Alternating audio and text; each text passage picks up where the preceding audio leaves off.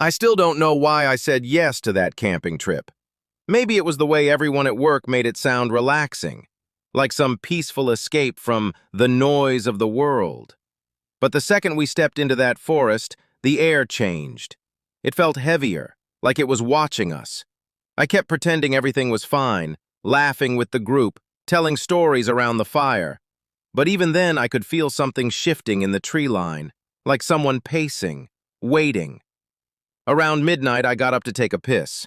I walked maybe 20 steps from camp before I heard it. A long, low exhale. Not an animal, not human either, something in between. I froze. The leaves behind me whispered, then stopped. I turned around slowly, expecting to see a bear or one of my friends trying to scare me. But nothing was there. Just trees, tall and straight, like ribs of something ancient. I hurried back to camp. The fire was thinning, crackling low. Everyone was asleep except Jess, who was sitting up, staring into the woods. "You heard it too?" she whispered. I didn't answer, because I didn't know how to describe what I'd felt. It wasn't fear, it was recognition, like whatever was out there already knew who I was. We both crawled into our tents after that. I tried to sleep. I really did. But around 3 a.m. the forest went dead silent, and then it started. That voice. Too close, too calm, too wrong. Is someone awake? My blood ran cold. It wasn't one of my friends. It wasn't even shaped like human speech. It sounded like something repeating words it had heard but didn't understand how they fit together. I didn't move, didn't breathe. The zipper of my tent twitched, just once, like a single finger dragging it an inch. Then another inch. I pressed my hands against the zipper from the inside, holding it shut. But whatever was outside didn't pull. It mimicked. It pressed back, mirroring the shape of my hand through the thin nylon, my palm against something cold and smooth, like wet stone. The pressure stopped. The shape withdrew. Then a whisper right against my ear through the tent wall. "You shouldn't be here." I wanted to scream. I wanted to run, but all I could do was listen to the footsteps circling my tent, again and again, slow, deliberate, like it was counting. At dawn, it was gone. The others woke up one by one, yawning, laughing, stretching like nothing happened. But Jess looked like she hadn't slept at all either. She didn't say a word as we packed up. But before we left, something made me glance back at the tents. There, carved into the side of mine, were 4 long fingernail marks, each one nearly the length of my hand, each one impossibly deep. On the hike back to the parking lot, the forest followed us. No footsteps, no whispers, but a weight, like someone's eyes trailing along our spines. When we finally reached the highway, Jess put her hand on my arm. "You felt it, right?" she asked. I nodded. "We need to get rid of that tent," she said quietly. "Burn it. Don't take it home." And she wasn't wrong, because after that night, after the tents, after the thing touching the zipper, I knew one thing.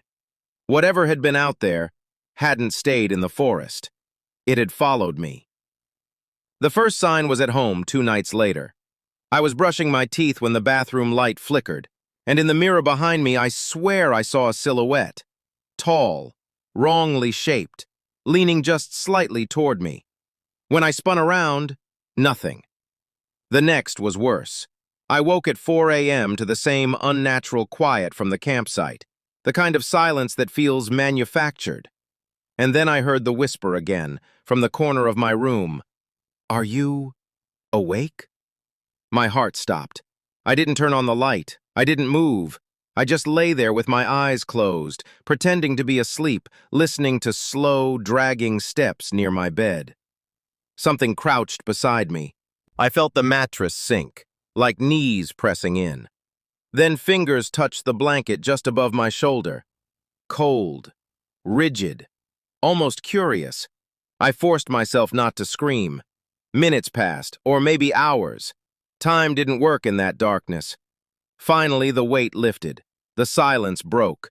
My room breathed again. But when the sun rose, 3 long scratches were carved into the wooden floor beside my bed. That's when I stopped sleeping. That's when I stopped pretending I hadn't brought something home. And just when I thought things couldn't get stranger, just when I thought I was losing my mind, that's when the second story of my life began. The night I met the clown. It wasn't at a circus. It wasn't at some abandoned carnival. It was at a gas station on a quiet highway in the middle of nowhere, where the desert stretches like a dead ocean. I pulled in to buy water. The clerk was arguing with someone in the back, loud enough that the shelves shook. I didn't want to be part of it, so I grabbed 2 bottles and waited by the counter. That's when I felt it. The same pressure on my spine I felt in the forest. The same cold attention. I turned slowly, and there he stood. Not a costume clown, not party makeup. His face was bone white, cracked like dried river mud. His smile was drawn too high, carved upward until it nearly split his cheeks. And his eyes, empty, like someone had scooped the life out of them and left only the shell. He leaned close, voice a whisper of air. "Did you make it? Out of the woods?" My entire body went numb. I didn't answer, didn't move, didn't blink. Because somehow, impossibly, he knew. And that's where everything shifted again. The clown didn't blink, didn't sway, didn't breathe in a way a human should. He just watched me, that carved smile stretching wider the longer I stayed frozen. I stepped back and his head tilted, not like he was curious, but like he was studying prey. The clerk's shouting in the back got louder, echoing through the aisles, and for a moment I thought maybe, just maybe, I wasn't the reason the air suddenly felt too thin. But then the clown spoke again. "You left something behind," he breathed, "and it wants you back." My throat closed. My knees almost buckled. I didn't respond. I just walked backward toward the door, keeping my eyes locked on him. Every instinct screamed not to turn my back on that thing. But when I finally pushed through the door and stepped into the night air, the clown was gone. No footsteps, no bell on the door, nothing. I drove without thinking, without direction, just putting distance between me and that gas station. But the farther I drove into the night, the more wrong the world became. It was subtle at first, headlights dimmer than they should be, the radio whispering static even though it was turned off. But then, around 3 a.m., I saw him again. Not on the road, not on the shoulder, in my back seat. Just a reflection, faint, almost like smoke, sitting perfectly still behind me. That carved grin stretching in the glass. I slammed the brakes. The car skidded, tires screaming, dust rising around me. I whipped around. Nothing. Just empty seats. But the reflection had been too real to dismiss. I didn't sleep that night. Didn't even get out of the car until sunrise. And even then I felt watched, like the forest thing and the clown were somehow connected, different faces of the same nightmare creeping into my reality. The next day I took a job at a place I thought would distract me. A community pool, lifeguard position. Easy, quiet, mindless. Just water, sun, and families. But fate has a way of laughing at people like me. On my second week there, I saw something that made the hairs on my arm stand straight up. A man in a hoodie sat at the far end of the pool, shoulders hunched, staring into the water. He wasn't watching the kids, wasn't resting, just watching the reflection of the surface, like he was waiting for something to rise from beneath it. No one else noticed. No one even looked his way. But every time I glanced back, he was still staring, unmoving, not even a blink. Around closing time, the pool emptied out. The sun dipped low, the water turned dark, and the man finally stood up and approached me. "You're the new lifeguard, right?" he asked, voice calm, too calm. "Yeah," I said. "Why?" His eyes didn't match his voice. They weren't angry. They were empty, like the clown's, like the thing in the forest, like someone or something was borrowing his face. "You hear things at night?" he asked. "What kind of things?" I replied. He leaned closer. "Something that doesn't know how to speak right." My stomach dropped. "Who are you?" I whispered. He smiled, slow, unnatural. You don't want to know. He walked off, no threat, no explanation, just left. But the next night, the cartel arrived. I didn't know they were cartel at first. They looked like just a group of men in black jackets, tattoos curling up their necks, wearing serious expressions that didn't fit a community pool at 10 p.m. They came through the side gate, silent, purposeful. One of them nodded toward me. "You, inside," he said. I didn't argue. Something about the way they moved made refusal feel fatal. They walked me into the filter room where the pumps hummed and the smell of chlorine hit like a wall.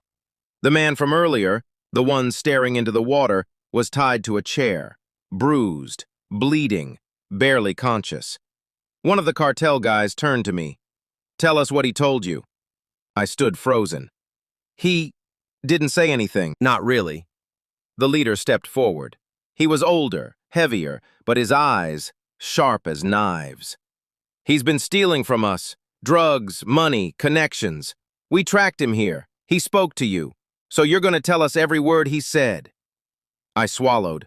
My heart pounded so hard I thought they could hear it. "He just asked if I heard things at night," I said honestly. "Weird things. Voices. That's it." The room went silent. The cartel members exchanged glances, fearful ones. The leader crouched beside the tied man. "You told him?" he growled. The man in the chair lifted his head and smiled. But it wasn't his smile. It was too wide, too stiff, too familiar.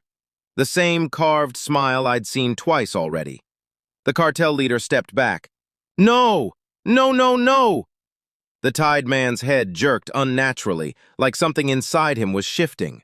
His eyes rolled back, and a low, scraping whisper leaked from his throat. "Are you awake?" I stumbled back into a shelf of chlorine tablets. The cartel members drew guns, yelling, backing up, but it didn't matter. The thing inside him stood. The ropes snapped like wet twine. His body twisted, arms bending at wrong angles, bones popping like knuckles. The lights flickered. And in the darkness, the whisper came again, right beside my ear, even though he was across the room. "You left the woods." The cartel fired. The muzzle flashes lit the room, but every time the light hit him, he was in a different position. Closer, closer, closer. A hand grabbed my shoulder, cold and stone-like, and threw me into the hallway.